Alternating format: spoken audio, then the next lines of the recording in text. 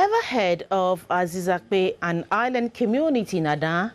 In Dangme, the language of the people of Adan, Azizakpe literally means dwarf town. Legend has it that in the past the town was occupied by dwarfs until it was taken over by the current indigenes about a century ago. Beatrice Senaju visited the town to unravel the mystery behind the town and tells us the story.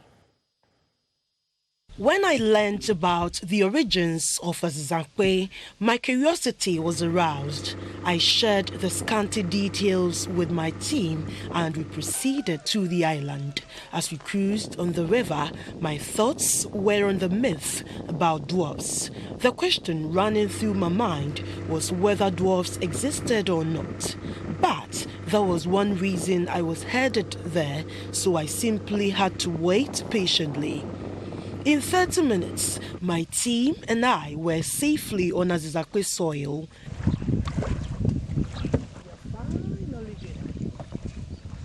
On entering the community, all that was in sight were these dilapidated structures. Some of them were made from palm fronds, woods, and mud, which was no different from any other village setting.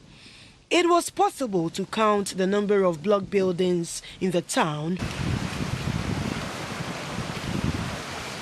Wasting no time, my host and I marched straight to meet 85-year-old Madame Apina Ankama, an indigene of Azizakpe. In our interaction, she told me Azizakpe was a thicket in the past, which was a comfortable hideout for dwarfs.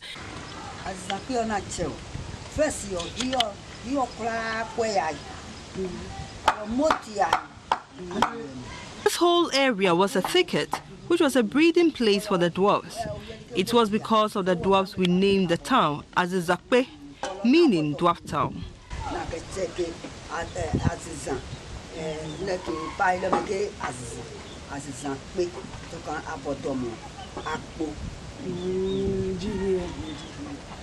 Madame Ankama explained that her forefathers traveled from Adan to Azizakpe to fish every day until they decided to unravel the hidden treasure on the island. Our forefathers were fishermen. They traveled all the way to fish at Azizakpe. It was then that they settled at Azizakpe. For over a century, the people of Azizakpe have lived without a hospital. Of concern was how pregnant women have survived all these years. This led to the story of how 3 women, including herself, became midwives in order to save pregnant women from losing their lives and their babies when they were due.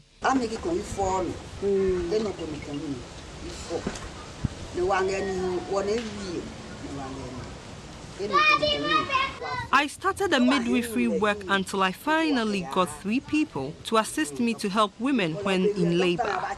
As time went on, some health professionals took us through the modern trends in the child delivery process.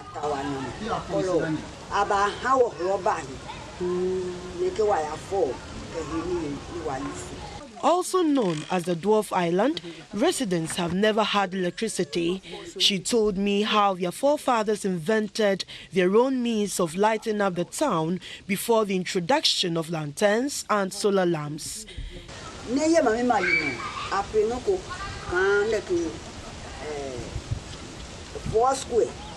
There was a structure in a conical shape where rags are pushed in and lit up to give us light.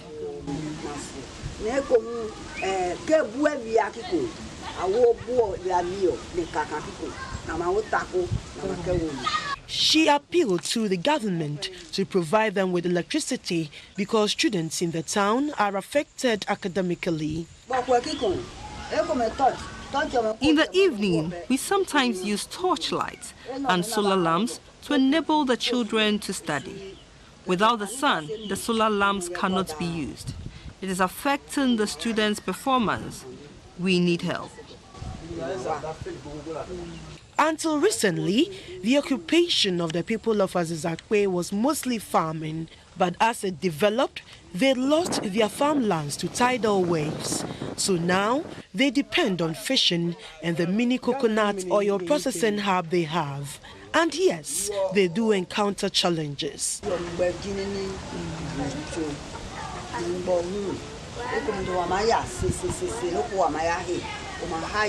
The tidal waves have swallowed most of the coconut plantations.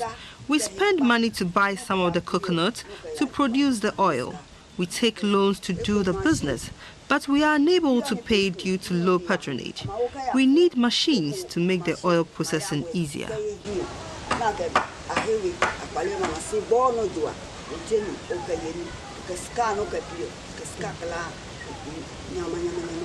Madam Ankama tells me human activities gradually drove the dwarfs in the town away.